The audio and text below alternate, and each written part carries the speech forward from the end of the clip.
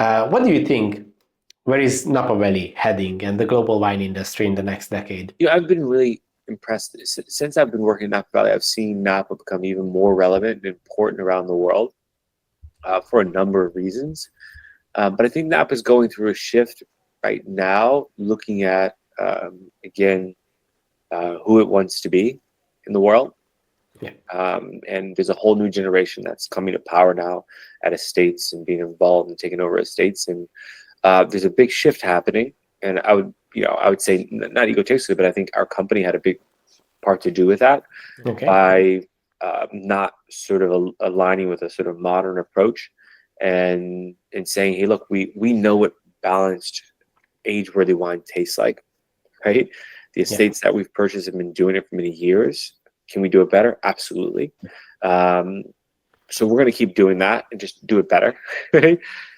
Not because we ever wanted to influence anyone. I don't. There's very little that I do in my life to try to influence outside people. It's a weird concept to me. You just do what you want to do because you believe in it and it feeds you. And if someone else is influenced, that's fantastic for them. But that's not why we do it. It's not why I do what I do.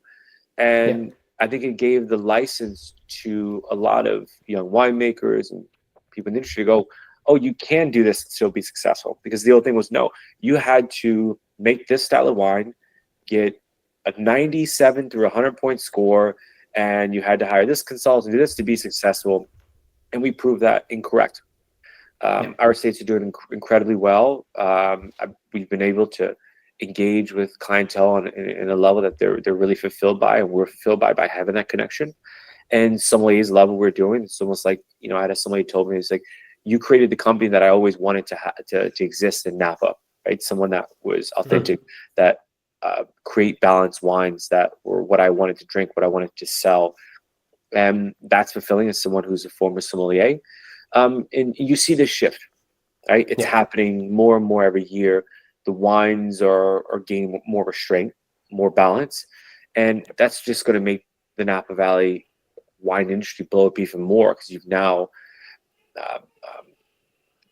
the fluff is gone, right? It's it's becoming more soulful, more real. And I think people are really excited about that. I know the region, the winemakers are definitely excited about it. I mean, the amount of winemakers that over the last, call it 30 years, have made wines in this valley that they don't like to drink, don't want to make, but are forced to. That's very sad to me. It's like putting Pablo Picasso in a cage and giving him a canvas every day and going, paint this thing. But I don't want to paint that thing. It's not good. Doesn't matter. If I paint this, I can sell this for a lot of money. That's what's been happening for the last 30 years. And and the proof of that is, it's the only region I visited where I would go to winemakers' homes and they would never open any of their own wines. You go to Burgundy, they open their wines with their friends' wines. That's it, right? But we're coming out of that very, very fast. And we've been very fortunate that critics and journalists have been very, very supportive of that evolution, because that is important, because they do communicate things to the masses. And they are really behind what we're doing, this evolution that the region is having currently. I think that, and I know that there's been much more of a focus on natural farming, getting away from a lot of the chemicals that were used in vineyards from the previous generation. Obviously, there's still a lot of people in the whole world that are using, glyphosates and these artificial fertilizers, but it's less and less every day. Younger generation, not interested in working that way, right? In more, lower intervention winemaking, all the wines in our enterprise are all made very naturally. All native ferments. We farm everything biodynamically, or even further, we do regenerative and promiscuous agriculture in a number of our vineyards. And again, we're not doing it because it's some buzzword. For us, it's the most fulfilling way to work, and it makes the best wines, in our opinion. So all these things are happening. It's a very exciting time to be in the Napa Valley, to be working here, and to be, leading an organization that is, in many ways, a big part of that evolution. Yeah. Do you think that this positive trend is going to influence the consumer side, or are people going to be more interested in the wine in general? Because in the last decades, we saw the trends that wine consumption is going down by almost every year. although the quality wine, like the quality is increasing. So what do you think? How is it going to affect it? What we're looking at is the younger generation. What I say is younger generation is it's call it 50 and under.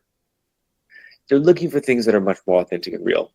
You have to remember the psychology of especially the American wine buyer in 80s, 90s, early 2000s.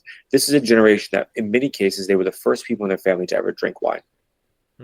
So they really didn't know much about wine. They didn't know what they liked. They often were people who were spirit drinkers as a priority. So they drink Manhattans, sweeter, richer things, martini. They want bigger things. So that style of wine really, really appealed to them. And one thing I see, those wines are much more easy to understand because they have less nuance. They're just big and ripe and sweet and ton of oak and all the flavor profiles that, they're just huge. And it's like the barbecue sauce of wine. It's just sweet and smoky and rich. It is. And it's very appealing. And that actually, I think, helped California. We use Napa as a scapegoat because Napa is the most luxurious, the best region, but this follows suit everywhere. Paso Robles, Central Coast, Sonoma, everywhere. So I'll say California and even Washington State. And but the next generation, they have a much more global palate. They are more interested in wines from around the world, from Europe and so forth. So their palates are a little bit different, less sweet. They want more. They want more acidity. They want more balance, and that has created a situation where Napa can now take that evolution and actually that evolution where with the previous generation you would have gone out of business doing this. Nowadays, it's bringing in a younger generation that wants that, right? So it's actually made the region more appealing to that younger demographic that is not. They're drinking a style in the sense that there's a realm of style where wines are anemic, but they're also not over the top, right? It's that I would say it's like that perfect medium of, and you have a lot of range within that.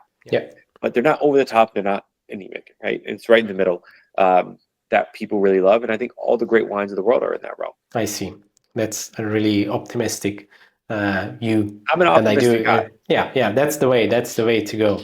Thanks for watching this video. You can watch the full podcast episode by clicking here or watch another interesting video by clicking here. Let's continue the discussion in the comment section and see you in the next one.